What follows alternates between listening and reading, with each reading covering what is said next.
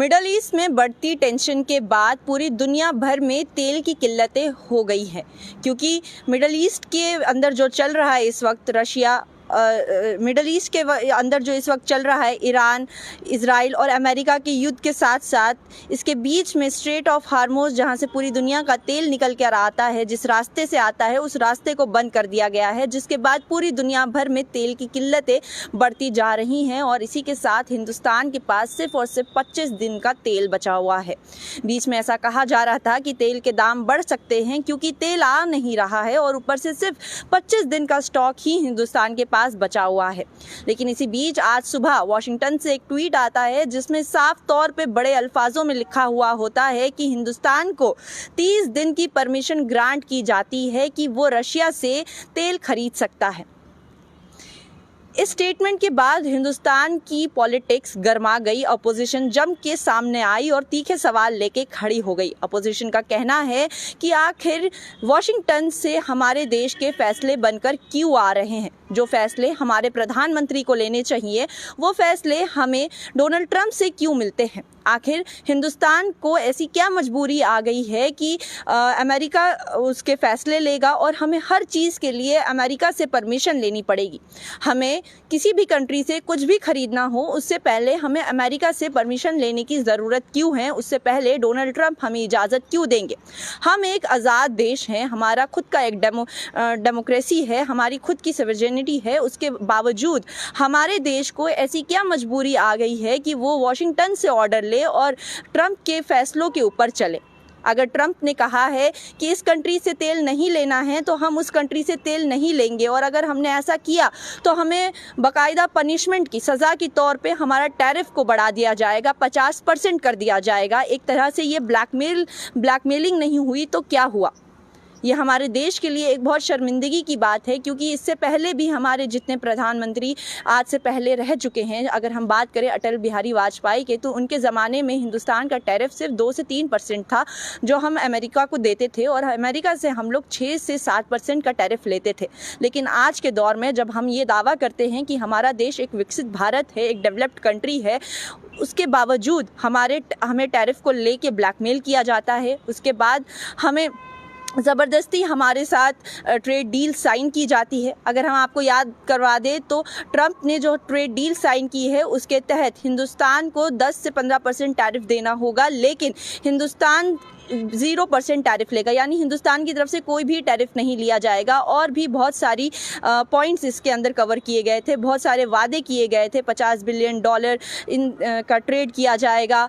सस्ता रशिया से जो सस्ता तेल हम खरीदने वाले थे, हम वो तेल नहीं खरीदेंगे, सिर्फ और सिर्फ ट्रंप के कहने पे।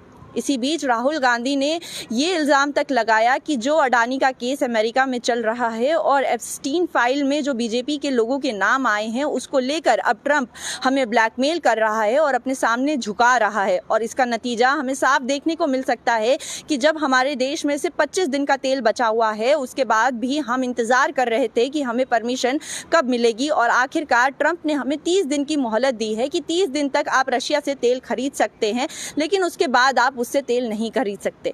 और ये भी इसीलिए दिया क्योंकि जो वॉर लाइक सिचुएशन अभी मिडल ईस्ट के अंदर चल रही है उसको लेके स्ट्रेट ऑफ हार्मोज इस वक्त बंद है। पूरी दुनिया में इस वक्त तेल की किल्लतें हैं। जो तेल जिस रास्ते से आता है वो रास्ता बंद कर दिया गया है, जिसको लेकर तेल की किल्लतें पूरी दुनिया में बढ़ती जा रही हैं। और हिंदुस्तान उसमें नंबर 1 पे क्यों आ रहा है? क्योंकि हमारे पास सिर्फ और सिर्फ 25 दिन का स्टॉक बचा हुआ है और हमारे पास कोई अदर ऑप्शन नहीं है रशिया से तेल खरीदने के बजाय। तो इसी को लेकर हमें वॉशिंगटन से ट्वीट आता है जिसमें सख्त अल्फाजों में बड़े अल्फाजों में लिखा होता है कि हिंदुस्तान को परमिशन ग्रांट की जाती है कि वो 30 दिन तक रशिया से तेल खरीद सकता है, जिसके ऊपर शिवसेना की एमपी प्रियंका चतुर्वेदी ने भी बहुत कड़े शब्दों में निंदा की। उन्होंने कहा जिस तरीके से, जिस टोन में, जिस लहजे में वो ट्वीट आया है तो ऐसा लगता है कि हम उनके गुलाम हैं और वो हम पे एहसान कर रहे हैं, वो हमें परमिशन दे रहे हैं, जबकि हम खुद एक इंडिपेंडेंट कंट्री है, हमारा खुद का एक डेमोक्रेसी है, हमारे खुद के रूल्स है, लॉ है, हमारा खुद का प्राइम मिनिस्टर है। उसके बावजूद हमें क्यों किसी कंट्री से परमिशन की ज़रूरत लेनी होगी? क्यों हमें किसी और देश का प्रेसिडेंट या PM हमें ये बताएगा कि अब हमें क्या करना है और क्या नहीं करना, किस कंट्री के साथ हमें ट्रेड करना है और किस कंट्री के साथ हमें ट्रेड नहीं करना, और ये बहुत ज़्यादा गलत है। इसका जवाब पार्लियामेंट के अंदर सरकार को देना पड़ेगा। और ये बहुत अहम सवाल उठाता है कि आखिर इतने सालों के बाद, जब हमारा देश अंग्रेज़ों से आज़ाद हो चुका है, इतने साल हो चुके हैं हमें आज़ादी के, लेकिन उसके बाद भी आज हम अंग्रेज़ों की गुलाम क्यों बन रहे हैं? आज भी हम अंग्रेज़ों के इशारों पे क्यों चल रहे हैं? आज भी अंग्रेज़ हमारे ऊपर हुक्म दे रहे हैं, हमें रूल्स दे रहे हैं, हमें परमिशन दे रहे हैं। आखिर क्यों? आखिर ये क्या मजबूरी है? क्या ऐसी वजह है कि हमारे देश को इतना झुकना पड़ा? क्योंकि हमारे देश की जो डेमोक्रेसी है वो मदर ऑफ डेमोक्रेसी कहा जाता है। हम विकसित भारत है, हम लार्जेस्ट पॉपुलेशन में आते हैं, हम हर तरह से सक्षम हैं, हर तरह से कैपेबल हैं, हम आज के टाइम में एक पोजीशन पे खड़े होते हैं, लेकिन उसके बाद भी हम ट्रंप के आगे, अमेरिका के आगे झुक जाते हैं। हम उनके परमिशंस का इंतज़ार करते हैं और हमारे देश में कुछ भी होता है, कोई भी इंटरनल मामला हो, एक्सटर्नल मामला हो, इंटरनेशनल मामला हो, उसमें हर बात पे ट्रंप की दखलंदाजी क्यों होती है? ये सारे सवाल, ये सारे अल्फाज अपोजिशन के थे, राहुल गांधी के थे, प्रियंका चतुर्वेदी के थे, कपिल सिब्बल के थे कि आखिर क्यों हमारे देश को इतना झुकना पड़ रहा है।